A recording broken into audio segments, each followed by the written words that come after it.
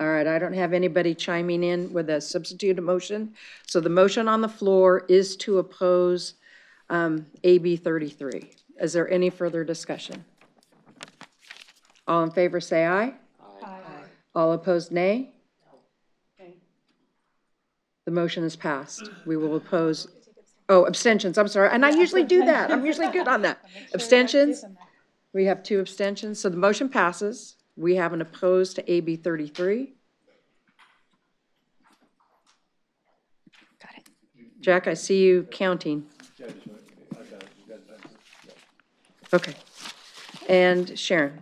And I just wanted to, for Amy and Jack, I just think this is a great example of, like, Keith, to your points about, I hope in our onboarding, our training in the next couple months with new trustees, just some of the history around some of these conversations, because we haven't been completely consistent in the past. We've had a lot of these conversations, so I think it'd be helpful for the new trustees to get some of, especially on this topic, some of the big conversations we've had in the last couple of years and how we've wrestled and get a little bit more context. As you can tell, I do want to also just appreciate the input today, because I feel like I really appreciate the expertise of our new members and my thinking about this issue. Harry? Just want to be sure that for the staff and the communication, what the message is around the oppose. Oh, absolutely. It would make no sense, our position, if we didn't articulate that piece of it. They would wonder why we would oppose a bill of an action we took. So that'll be very central to the presentation. Absolutely. So I think I took verbatim notes on what you said earlier about not wanting, it's not about the issue per se, but abdicating our fiduciary, our constitutional authority to a different body. And absolutely. So And I'll leave captured. it to you and your team to decide whether or not it's appropriate to be also in the communication cite where this board has gone through a process and the divestment that we did around illegal guns in California, those issues that we've gone through, we initiated ourselves and came to a decision after a thorough process in which we could be really proud of those decisions. And I think it's also helpful for us to also communicate the leadership that we're exerting on ESG issues across the globe on a macro level, including the $1.9 billion low carbon index. So I think it's important that that message be incorporated in our ongoing communication with the legislature, because we have a very proud record on ESG issues, and we should promote that as much as we can. Probably do it tone, Thank but you, we'll Grant. keep it, and we'll share it with the board after it goes across. Thank you, Jocelyn. Thanks, Grant. Thank you, Madam Chair. Fiona? And I would say that is important, so whatever goes in the minutes, the legislature does look, and we have my ledge director here, would be part of their due diligence. So just to let them know that, this board is thoughtful, we've gone through a process. It's not that we oppose, Senator Bonta, or we oppose the subject, but the more that you can write, I think, as an explanation of what this board does, its principles, its decisions, would be helpful. Super. All righty. Oh, Fiona, somehow I got you back in queue. There you go. Thank you. All righty. Okay. Thanks. That was, guys, great debate. Okay, we have informational items now. We've taken care of most of our action items up until after break anyhow. David, you're here. Rick?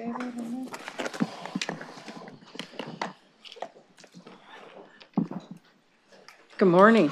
Good morning. Good morning, Madam Chair, members of the board. So we're going to want to discuss the report to the legislature on our funding plan that was passed in 2014. So we had a 5-year mandate within 5 years to report to the legislature on whether the funding plan was working, and there are a number of other items. So what we would like to do today is to get clear direction on what the board wants to communicate to the legislature regarding the funding plan. So we're going to ask that a discussion takes place, and then you give us clear direction we will go back and write a draft and come back in May and then let you review it again and then tell us what to add and what to subtract, and so that we can prepare the report to the legislature. And so I'm going to depend on the Madam Chair to make sure that we have a crystal clear message from the board for us. Yes, to make sure. So that we can go back and write it and say exactly what the board wants to communicate to the legislature. So we're going to hand it over to David to kind of finalize that and kind of go over that. But before I do, there's one item that has come up that's been public from the Society of Actuaries, and that is a new mortality table. And in recent years, every time a new mortality table comes out, people ask us whether we're going to change and this is going to be more expensive, et cetera, et cetera. And what we tell them is that the Society of Actuaries mortality table is based on a general study of a number of different plans. We have our own system. We have enough people so that we can do our own studies. So our mortality table is based on our own members in particular, and so that we don't adopt the society's tables in any way. What we do is we do look at those and see whether they're comparable to ours. So we do know they exist, and we do look at those. But our mortality study is based on our members because we're a large enough system. Now, it's interesting, the new mortality table society released were on public plans, and in the past, they released it on general population, not including public servants. So these tables reinforce what we've been telling you. Teachers live longer than anyone. In general, yes. So, yes. It says a couple other things. It actually says public safety longevity is pretty comparable to the general population. So they don't necessarily live shorter lives. So I think that was an interesting finding.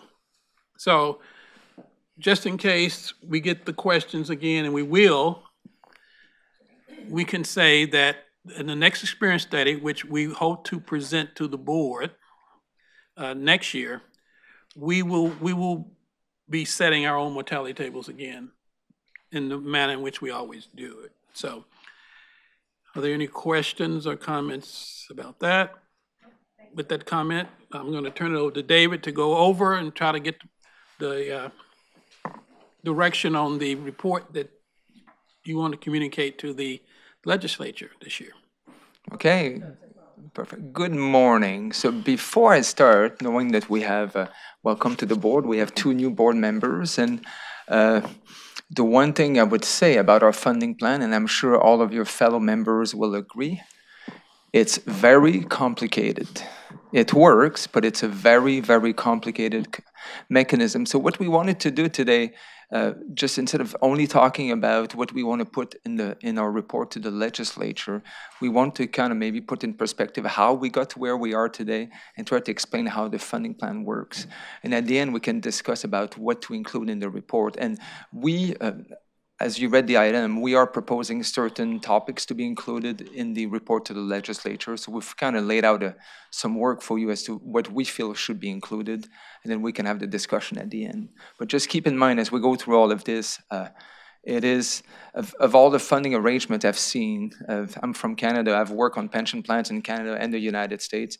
This is one of the most complicated I've ever seen in my life.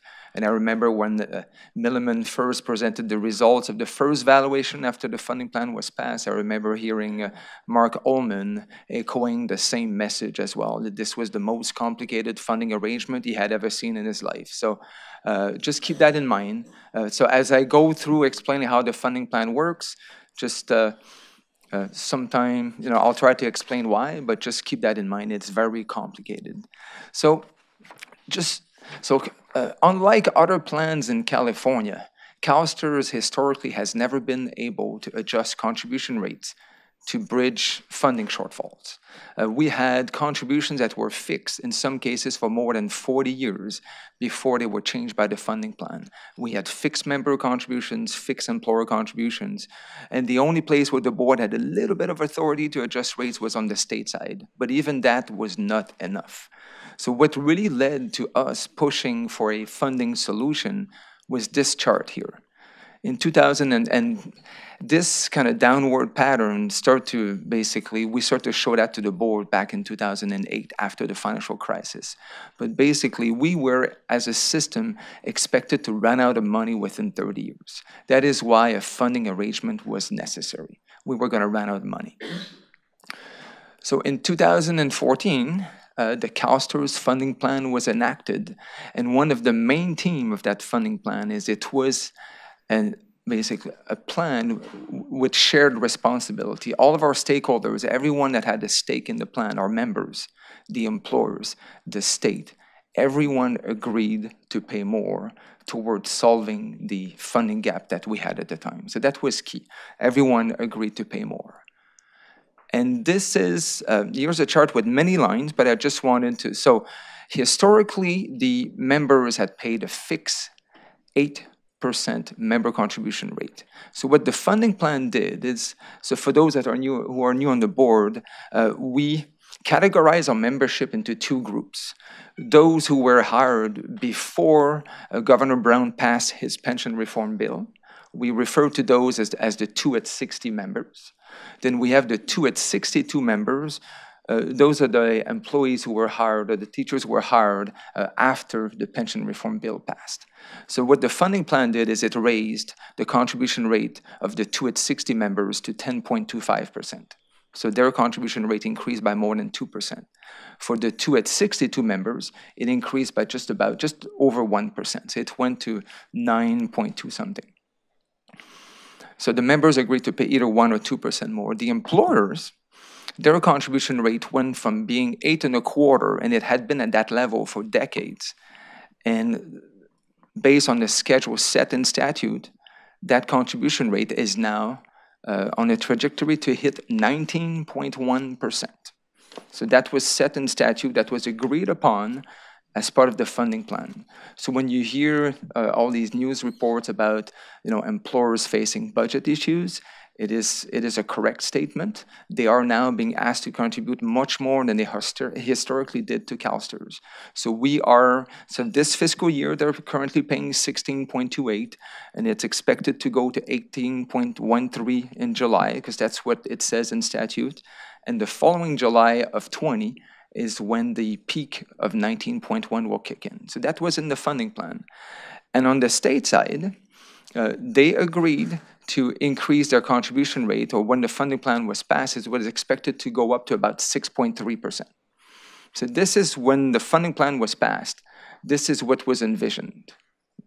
Now, what was also key in the funding plan, because as you know, we live in a world where everything is ever changing. It's an uncertain world. So one of the key components, I just want to say also why, so with these contributions, this is sort of now we are projected to reach near full funding. And we had, when the funding plan was passed, for those new on the board, the target was 2046. We are attempting to reach full funding by 2046.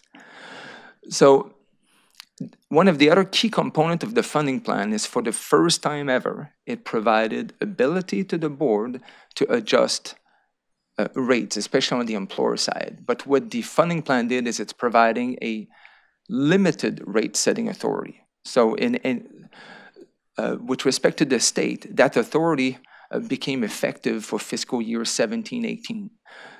And 2 years ago, the board exercised that authority. And what the funding plan says is, in any given year, if we identify that there is a need to increase contribution rate to bridge the funding gap, on the state side, we can increase it by 0.5% of payroll. That's the maximum by which, as a board, you can increase it by. On the employer side, we have yet to exercise this authority. It will first become effective in fiscal year 21-22. And when we are able to, the maximum by which we can increase it will be 1% of payroll.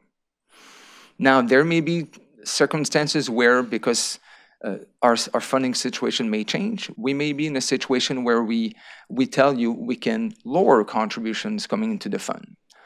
Now, on the state side, the law provides no limit. So technically, if the board wanted to decrease it by more than 0.5%, we could. On the employer side, we are also bound by a maximum decrease of 1%.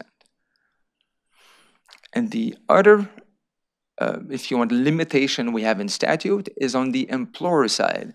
On the state side, there are no limit as to how much what would be the maximum rate. On the employer side, we do have a maximum rate of 20.25. I think if you look at the state, we have, if you want, implicitly have a maximum rate because the maximum we can increase every year is 0.2%. So if we do that every year through the end of the funding plan, the maximum the state rate would reach at that point is slightly above 20%. So, but that's what we have as a funding plan. So for us going forward, if we worry about can we reach full funding or not, this is really what matters. It's this slide here. Basically, is this rate-setting authority enough for us to reach full funding? And right now, the answer is yes, it's working. But as we've reported to you in the past, especially in our risk report in November, there may be a time when this may not be sufficient. So these are kind of the things that we wanted to include in the funding plan, in our report to the legislature. So as Rick said, it's now been 5 years since the passage of the funding plan, and our first report is due in July. And if you just if you look at the statute right now, our requirement of what we need to put in the report, it's very limited. It just says, compare the unfunded actual obligation, or for some you may be familiar with the term unfunded liability, unfunded actual obligation, compare what it was in 2014 to what it is today in the 2018 valuation. That's the valuation you will see in May. And then it asks to provide a projection of how the funded status will increase over time, how we're going to pay down the unfunded actual obligation, and whether or not the contributions are enough to eliminate it. So we will provide, so that's the minimum we have to provide. For us, we also view this as an opportunity now to include more information in that report. And what we have in mind right now is what you see on the screen. We feel it would be worthwhile to include in the report to try to explain as much as possible in lay terms how the funding plan operates and some of the intricacies of the funding plan, which we'll show you shortly. Of course, we're going to provide update on our funding. What we wanted to do is to also highlight some of the changes that took place since, because we made an important, as a board, you made the important decision of changing our actual assumptions, so we wanted to highlight some of this. We wanted to include a discussion about risk and what could prevent us from reaching full funding, just so that we just want to lay out the ground so that if there's ever a time when we go to the legislature and say, hey, we need more assistance here, the funding plan is not providing us enough ability to, enough authority to reach full funding, we want folks to understand, what could lead us to that point. And at last, we kind of want to lay out the ground as well on the importance of if there's ever another solution that's needed, that we act quickly. So that's kind of what we have in mind right now. So what I wanted to do now is to kind of slowly walk through all of you as to how our funding plan operates so that you can kind of, so we wanted to include some of this in the report. And feel free to stop me anytime. I'm going to try to keep it as simple as possible. But I want to use this also as a way to highlight kind of the risks and what we need to look for going forward, like what could prevent us from reaching full funding, and sort of you can kind of see what we want to say in the report. Okay, I'll take it real slow. So if you look at the history of CalSTRS and who has paid for what, if you look through times, the member and employer contributions were always fixed. And if you look through our history, yesterday Chris in his item showed the history of our funded status. You've seen we've almost very rarely been above 100% funded. So there was always a shortfall. If you look historically, the state has always been the entity taking responsibility for that shortfall, okay? Now, benefit improvements were granted around the late 90s, early 2000. When those benefit improvements were granted, even before the funding plan was passed, some wording was inserted in statute that said that the state said they would not be responsible for funding any shortfall that may develop because of those benefit improvements. So even before the funding plan was passed, the state made it clear that they would be willing to fund any shortfall, but excluding any shortfall due to the benefit improvements. So on our side, we call this the 1990 benefit structure. So the state has basically made the commitment in statute, we will fund any shortfall for the 1990 benefit structure. And just for the knowledge of those that may not know, at that time, we were almost, the time the enhancements passed, we were almost 120% funded? Correct. So that at the time, it was identified that there was enough surplus to pay for those benefit improvements. That was 2000 and around 01, 02. So the benefits became effective, it was passed in 2000, so they became effective in 2001. However, there were a couple of smaller enhancements in 98 and 99, so to that. And so that's all part of the post-1990 benefit structure. So when the funding plan was passed, this arrangement, if you want, was retained. So the state basically is now responsible for any unfunded actual obligation related to the benefit structure that was in place in the 90s.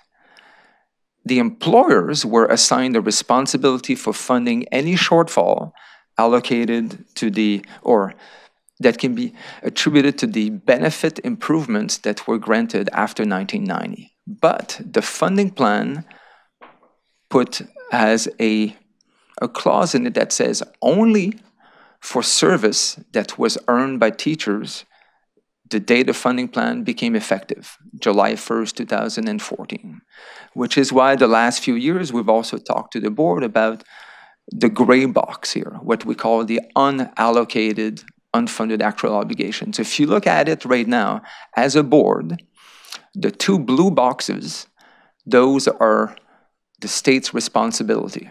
And you can only change the rate by 0.5% of payroll each year to pay those two boxes down, to bring them down to zero by 2046. That's the authority you have as a board. The orange box, you have the ability to change the employer rate by 1% a year if needed to make sure it's down to zero by 2046. That gray box there, you have no authority to adjust contribution rate. Now, when the funding plan was passed, that gray box was zero. And because of fluctuation in investment returns, we change actual assumptions, we now have, there's a number for that box now. It's no longer zero. So I'll show you that in a second, but keep that in mind. So it's kind of the state is in blue, employers is responsible for the orange, and no one is responsible for the gray. So now I'm going to try to show you when you look at our total, at our fund, how it's broken down into these components. So if you look at our liabilities, what we call our actual obligations, they're around $280, $290 billion. Now, if you look at what the state is responsible for, it's in the $230, $240 billion range. This is what's basically, this is the 1990 benefit structure.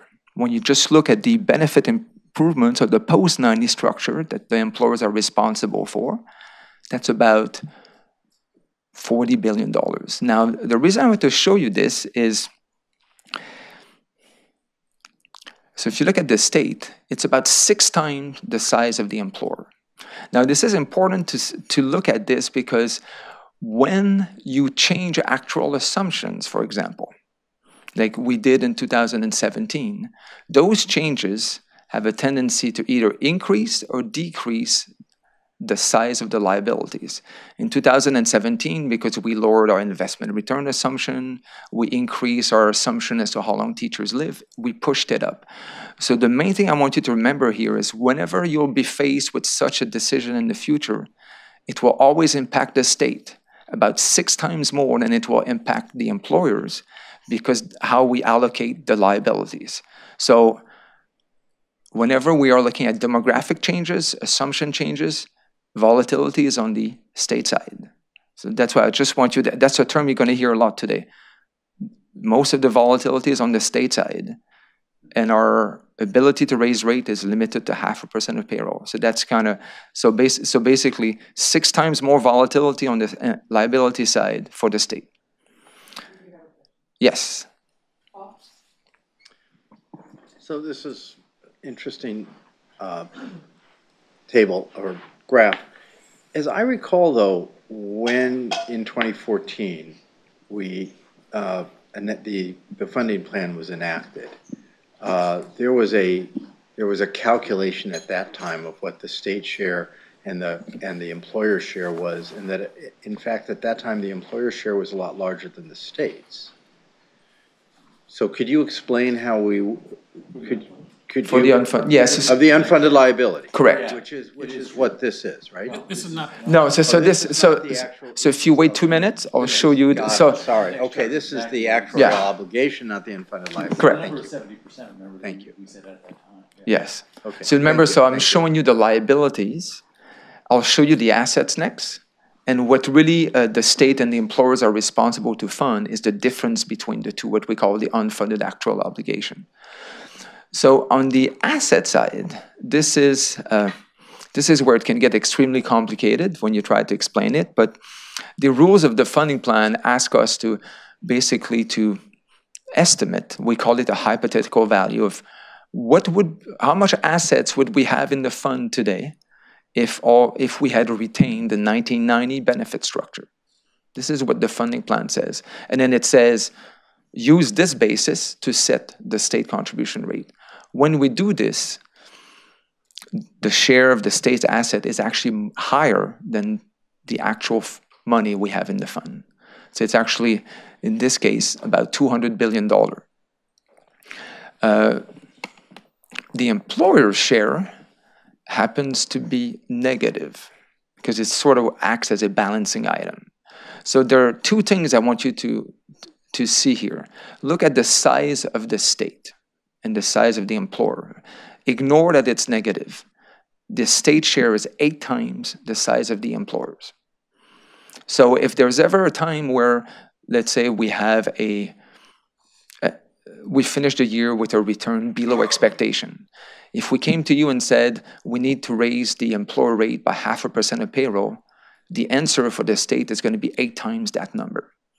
So 4%. You can kind of see when it comes to investment volatility, the state contribution rate is always going to move 8 times more than the employers because of the ratio of these 2 numbers. And now, because the employer is negative, now what you have is what we refer to in the agenda item as this counterintuitive result. You're going to have the employer contribution rate moving in opposite direction of the state. Where, if you look at it as a fiduciary, in a time where, let's say, we have returns below expectation, which normally would be a time where we should react by asking everyone to pay more, we're going to ask one of our stakeholder groups to pay less.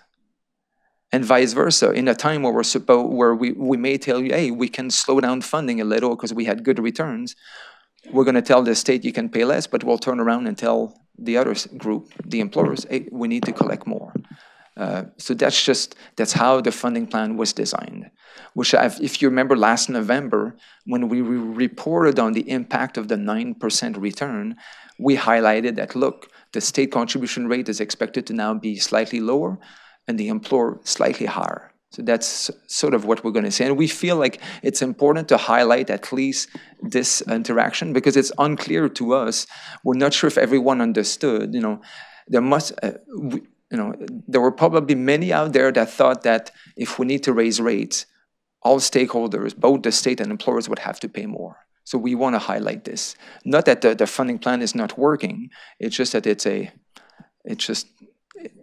it's one of the elements of our plan. So basically, but the key here again that we want to try to focus more on the report is the state contribution rate is where most of the volatility is, and it's always going to come down to, is the 0.5% of payroll enough to for us to reach full funding. And Paul, just to answer your question, so this is the most recent picture that we provided to you a year ago when we did the valuation. This is sort of how we currently the unfunded actual obligation is allocated between the state, the employers, and that unallocated portion. As you can see, the employers are responsible for about 2/3 or 70% of the overall unfunded liability. Today, it's 71 billion, and the state about 35. And that unallocated, as of 17, it was about 365 million. I think now, as of 2018, because we had a positive return above 7%, we think now we estimate it to be about 200 million. But that's the part also that we want to highlight in the report is it's that unallocated is going to swing up and down with investment returns. We all know that this year, so far, we are, at least Chris yesterday reported the good news that we are out of negative territory. But if we were to end the year just at flat at zero, that amount could easily be above $1 billion. So that's an amount that we're going to keep reporting to you every year. But that's another thing we want to highlight in the report, that we don't have the ability to adjust contribution rate for that one piece. But David, just go back up a Yes. couple slides up, the one that Paul flagged initially. No, the one before that. This Yeah. one. Yeah, I'm not sure we've used this slide enough in communications to complement the other slide. I mean, when the schools have digested this issue, just like you said it. We're bearing a 70% of this unfunded obligation, and it's putting enormous pressure on these local budgets. But, which is true. Step back though in the broader picture, and to the prior governor's point, I mean, the state has really is not the employer of our membership, yet the state has been invested with significant obligations here over time. I just think this is a good, powerful chart to use with the other chart, rather than just focusing only on the unfunded piece of it when we talk about it with schools. I think they'd be surprised to see that. Yeah.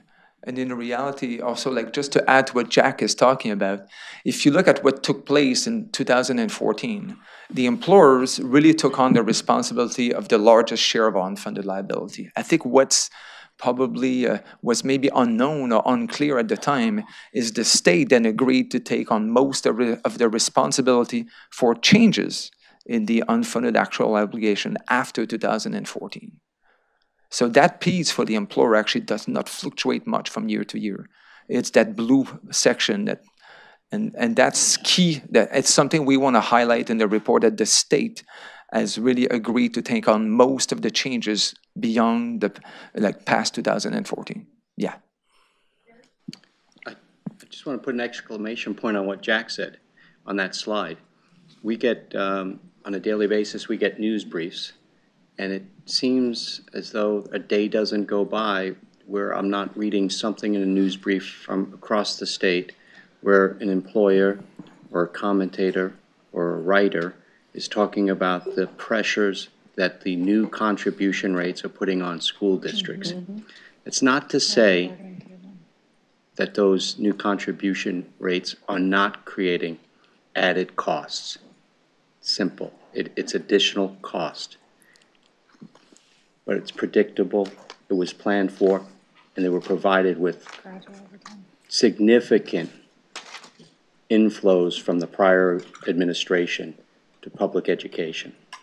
It seems to me that there's an imbalance or a misrepresentation if that slide is accurate. And my hope is that somehow there's a strategy that we can think about that would push back against that. And so there's a more balanced approach to the impact that these increased contribution rates are having on employers. They are. But if I read 10 articles that says that these rates are putting undue pressure on school districts, I'd be lucky to read one that says, well, maybe not as challenging as it appears. So that perception is spreading across the state. And I think we as an organization have an obligation to be a presenter of the facts. And so I would just put that as a challenge for the staff to think about, and maybe at a future meeting, working through the chair and vice chair, talk about how we're communicating a more balanced message about its impact and how it's a shared, it was planned and shared. Okay, I think I made my point. Perfect. Okay, just moving along. So just to fulfill our statutory requirement, we're going to provide in the funding plan an update of where we are projected to be. And I think what we want to highlight in the report to the legislature, although everyone was told back in 2014, I think if you ask most people, if you tell them we were 65 or 66% funded in 2014, and we tell them now we're 63% funded, most people will think the funding plan is not working. So what I wanted you to, just to remind you, and we're going to do the same thing in the report, on this chart, you've got two lines. The solid line is what we told the legislature would happen with the way the funding plan was implemented. Like as Harry said, the contribution rates were deliberately kind of increased slowly over time to let everyone prepare for these increases. But it had the consequence of letting our funding levels keep dropping for the next few years. So you can see we are not that far different from what today than what we projected at the time. So that will be something we want to highlight, that look, although we are lower funded than we were when the funding plan passed, that was an intended feature of the funding plan. And similarly, I think we've shown you this in the past, this is how we expect to pay our unfunded actual obligation, the dollar amount. How are we going to go from where we started in 2013 to where we expect to be, which is 0 in 2046. The unfunded actual obligation was actually just below, was in the mid-70s in 2013 when the funding plan was passed. And even at that time, what we told the legislature is it was going to increase for at least the next 10 years. It was expected to increase about $105, $106 billion. Today, we're at about 107, and we expect it to keep increasing to about 110, 112 for the next 10 years, and then it's going to go down. So that's another message we want to put out there. Although the amount, the size of the unfunded actual obligation has increased since the passage of the funding plan, it was an intended feature. Now, you can kind of see on this chart when, as a board, you adopted the new actual assumption, you can see that all of a sudden the amount increased. So if you see since the passage of the funding plan, we've had good investment experience, which is why you see the dashed line initially below the projections we provided.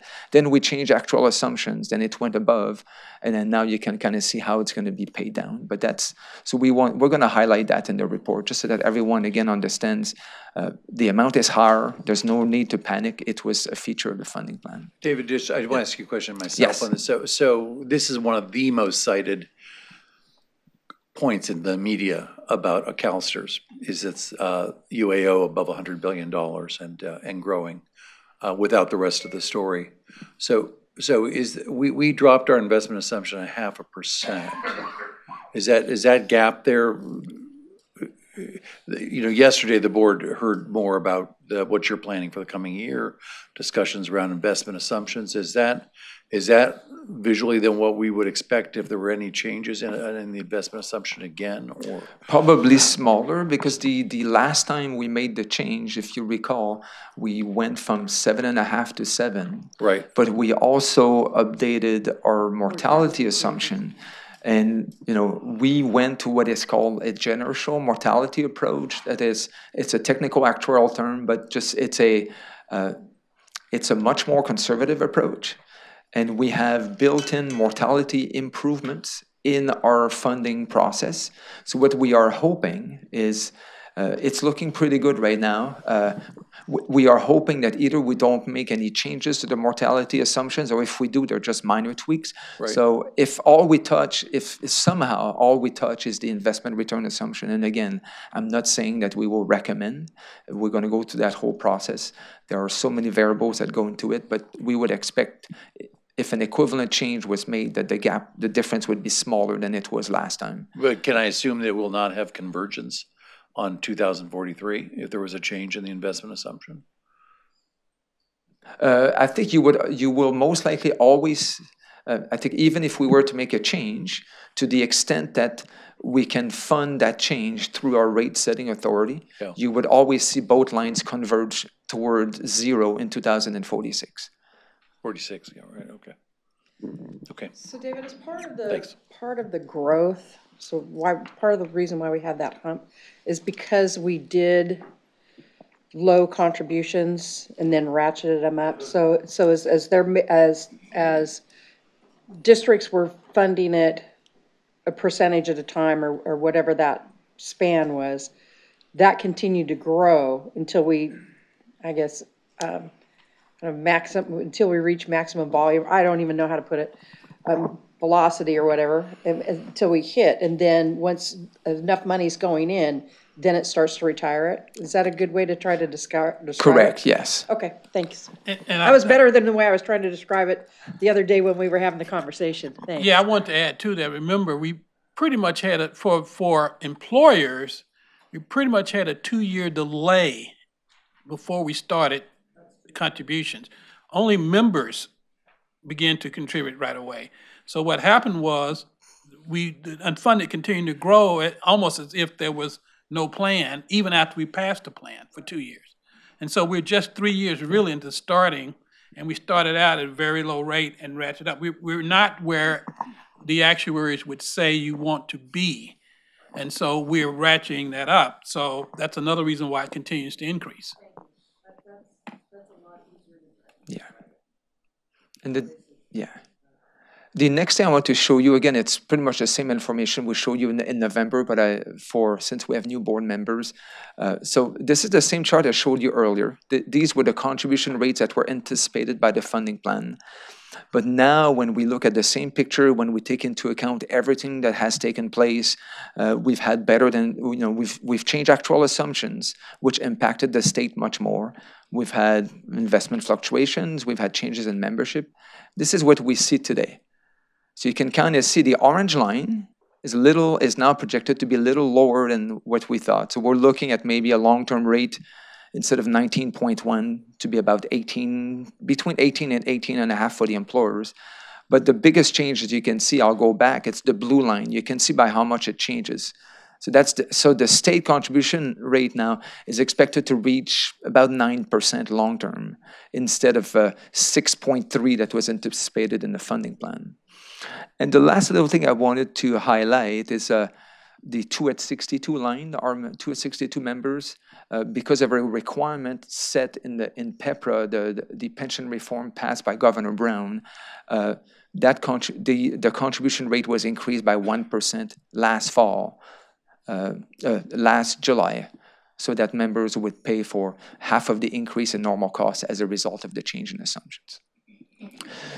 So with this, the last two things we want to highlight in the report to the legislature is, first would be we want to have a discussion about the risk and factors that could prevent us from reaching full funding. So our plan right now is to include a condensed discussion of what we already talk about in our risk report in the fall. I think we intend to probably provide either a link, a copy of that report if anyone is interested in reading more. But we want the discussion to focus mostly on the state side, because that's where we believe most of the risk resides, and especially on investment risk. Because in the end, the question is, will the 0.5% limit on increases in the state rate be enough for us to reach full funding? And as we showed you in, last November, at this point, we're going to be able to sustain through a short period, a couple of years of low returns, depending how low those returns are. So we just want everyone to be aware that, although we have some room right now, there may be situations where we may not have enough. And then we want to bring up although it's small today, we want to highlight again that the reason today, like if you asked us to project exactly, are we going to have an unfunded liability that's equal to 0 in 2046? The answer today is no. Right now, we projected that amount is going to be $1 billion, is what we project, because that unallocated, that's about $200 million today. It's going to grow with interest over time because we cannot collect any money to reduce it. And right now, the answer will be no, it's going to be about $1 billion. it's going to make us 99 point something % funded, almost 100, but not exactly. So if the intent is for CalSTRS to be exact, to have the ability to be exactly 100% funded, then the answer is we will not be able because of the unallocated, but right now it's a trivial amount. So we want to highlight this in case that amount becomes much larger over time. Yes. So right now you've described, there's basically 4 things you want us to add to the report. You've described 2, correct? Yeah, so basically we wanted to have a discussion of how the funding plan operates. Which at that time, we will kind of have a discussion around the unallocated as well. Right, and contribution volatility, the state, the Correct. things, the slides you were talking about. Exactly. Unallocated growth. Correct. Then we want to just provide information just to fulfill a statutory requirement, which is to compare where we were in 14 to where we are today. And we want to go a little bit beyond to maybe have a discussion of the changes that we made. So what I was thinking about doing, David, before you get into the risks, and we're going to talk about acting quickly, because you talked a little bit about the risks. So we've actually talked about 3 things so far. Is it the pleasure of the board to do all 4 of these at once, or do you want to take a vote on each one separately? And remember, it's not an action item today. Yeah, it's an information. It's an information item. But we need to give them direction on what they draft. Yeah. Right, but can I? Yeah, I've got you up. Okay. I mean, I have some questions because I'm not sure that this is the entire universe of what should be in there. So, I've heard, I think, from some of the other board members, for example, putting something in there about the burden on school districts. I think we should discuss that. And I think there are other things that I would like to raise to discuss. So, okay, so you'd like to hear the whole presentation, then open it up for discussion? Yeah, okay. That would be my preference. I want to find out how you guys wanted to handle it. Yeah, we'd love your consensus. Yes. We just didn't need a vote right now. Yeah. All right.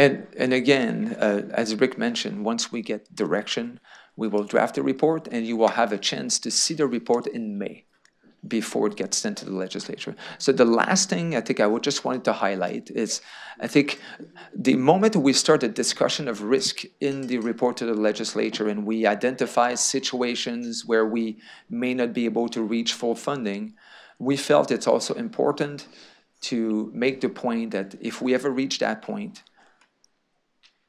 acting quickly is in the best interest of everyone, because as we've told you many times, and as we're now seeing from the new administration, paying things sooner saves money down the road. So what we did, and again, this is simply, we're not trying to point fingers at anyone, we're just trying to say, we went back in time and we said, what if the board had the authority it has today to increase the rate by 0.5% for the state, by 1% for the employers, had we been able to exercise this authority following the financial crisis in 08-09. We just thought it was a worthwhile exercise because it helps to show people where we would be today. So there are 4 lines here. Again, it's the same color team we followed. Orange is the employer, blue is the state. So the main thing, and in the top corner, we wrote information about the funded status. So the main thing is, had we been able to raise the rate, we would now be about 70% funded instead of about 63%. And more importantly, although the employers and the state would have had to start contributing more earlier, today the contribution rates would be lower than they are this fiscal year, and they would be projected to remain at those levels. And same thing for the state. Again, it's just to show the importance of acting quickly, because every year that goes by, when you don't fund the unfunded liability, it grows, in our case, at 7%. And the impact on contribution rate it compounds quickly. So we want to try to make that point in the report that if, we want to identify those risks, and if there's a need, we just want everyone to the extent possible, act as quickly as possible. With this, we're now more than happy to discuss if you want to include anything more, change the way we So how I would like to do this, because we are running about an hour late, I'd like to go over the things that David has suggested. So if you go over to our TRB 50, those are staff suggestions of what to include in the report. And then we can open it up to other things board members think ought to be included. And I've also put back the slide where it has the topics. Okay, super, thanks, David. And I guess I'll start, it's one thing to say we were at point A and we're now at point B, but if we don't give the reasons why we're at we went from point A to point B, I don't think the information is very useful. So personally, I think that the reasons why there have been changes, the fact that we changed the mortality tables, we dropped the assumed rate of return, I think that's critical information for them to understand. And I think it's really important because the people that put this plan in motion are not necessarily the people that are there, that it's really important that we put on how this operation works. The function, why it was, the history, the whole bit. I think that's absolutely critical. I think we would be foolish not to include something about the risk, because if something happened and we didn't mention it early, we would be highly criticized. And I think it's our fiduciary duty to keep the entity that has the power to change things fully apprised. And absolutely, watching that grow $22 million a day while nobody took any action was really painful for this board. So I think telling them you need to act quickly and not let it continue to grow is absolutely critical too. So I'd like to see all four go in. Lynn? I agree with you, Dana. I think it is really crucial, especially when you included the chart, to look at where we would be today and how much better off we'd be today. And I was also curious, this report is supposed to be delivered July 1st, is that correct? Yes. So would you be including supplemental information that would show the impact of the proposed additional allocations that the governor was mentioning in January? I know the budget wouldn't necessarily be approved by then, but just curious about that. We could, yeah. So to the extent the budget is passed before July 1st, we can certainly even have a little addendum to the report. If not, we could always follow back with something. You can be sure that we will provide the impact to everyone the moment we know for sure what is being adopted. Okay. Yeah, we've been talking about having some kind of addendum. And we should be able to do some of that figuring prior to the budget being passed, just from what's coming out of the May revise, don't you think? Correct. Okay. All right, thank you. And I think our plan is in May, like once we see something officially in writing, so when you see us next in May with the evaluation, we intend to present you some information, or at least on what's out there. Okay. Okay. Sharon?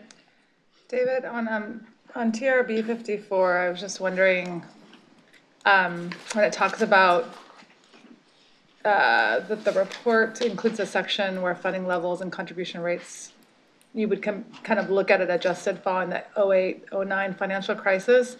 And I wondered, did you guys talk about maybe going back to like 2004 when we kind of first started talking about the need to fund the system? That's my understanding. When we first became unfunded? Yeah, 2004, when we kind of first became unfunded. And I think, to my recollection, I was not around at that point, but that was the beginning of conversations about, hey, we need to address the funding issue.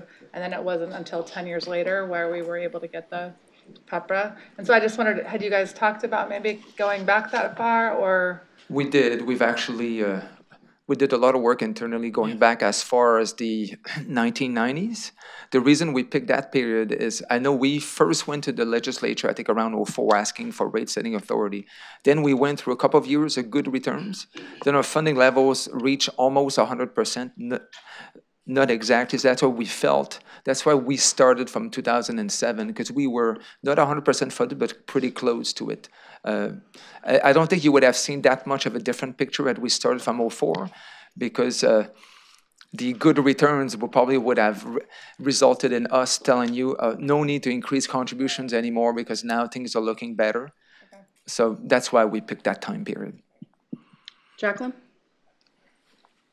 I wanted to sort of just express general support, and I'm interested to see what Mr. Rosenstiel wants to add, but I wanted to at least start by expressing how pleased I am that you have given this so much thought and really kind of presented, I think, really ample context for people who are going to come to this discussion, much later. And the way that you're talking about going beyond sort of the statutory minimum, which is pretty bare, right? What that report requires. It feels very thoughtful, and I really appreciate the approach that you're taking. And I think that this has the potential to become a real legacy document for legislative staff and for legislators. And it sounds like it's being set up to be a really good reference point, so that we can understand, how we got here and how we potentially prevent those things in the future. And I'm excited to see a draft of it at the appropriate time, but I think the thinking makes a lot of sense. Nora? I think, I don't know if I missed it or not, but I'm trying to think, and maybe some of the questions that Paul has around the sort of the infrastructure that's being said, to share that as well, right? So where we are with the pension solutions plan, I know that that's always been a really great question, has been a big question from the legislature about where we are. And I think it's that system itself that's going to allow us to get what we need in terms of the employee as well. So I don't know if somehow in here we're able to add that to the conversation as a highlight of the things that we're doing to ensure, so not just the actual numbers of the asset management piece, but also the infrastructure that we are creating as a system to ensure that we can get the resources that we, So some of that, we created the CRU during that time period. But I think the point, the piece that's really important, which I think to your point, is that it's actually working. We're like, Absolutely. and the big question I got when I was going through the rules process, tell me more about the pension plan, and is this going to be another big issue that we're going to deal with as a state, because it does have an impact financially to the state. And so I think that sort of the fiduciary responsibility that we've taken to ensure that we're making the system work as well from the infrastructure place, I think is a really important highlight to make. That's different where I thought you were going. I was thinking that you were thinking about adding a section about the things that we've tried to do internally to make sure that we get good data, our contributions are correct, so that the information we're asking from the state. Yeah. And so I'm just thinking we put it together, the employer portal. Yeah, and I see where all you're this going with that, actually. I hadn't thought of that. But yeah, there's a way to craft that, I think, to use your phrase, the infrastructure support for the policy side of it. We could, I see where you're going. And I think it would work. We had in mind to have I think we kind of mentioned briefly in the agenda item to talk about some of the actions taken by you as a board. We can go broader than that and talk about the actions as an organization that we made and that we are making to make us more sustainable long term. Yeah. We were thinking about mentioning, adopting the risk mitigation strategy on the investment side. We can certainly talk about pension solutions. So we can easily expand on that discussion. It's a very good suggestion. And I think the recommendation that Harry made before about the slide, and you already talked about that. So I think that's another really important piece as well to add. And you're good with the 4 as is, right? Yeah. Okay. Paul? Thanks. So again, thank you so much for explaining the most complicated funding plan out there. I keep struggling, and I sometimes think I get close to understanding it. So I like these 4, and it's not that I want to add one, it's that I want to discuss the details of the risks that could prevent full funding. And I'm putting on my hat solely as a fiduciary. We're not supposed to worry about the districts or the state. The Constitution says we're supposed to be fiduciaries for the members, not be concerned about what the contributions have to be into the system. And from that perspective, it's always seemed to me that the fact that we've got this plan that enables, that doesn't increase or decrease the state's share and the employer's share of the unfunded liability proportionately, creates a really problematical situation, potentially, which is, if I'm a CalSTRS member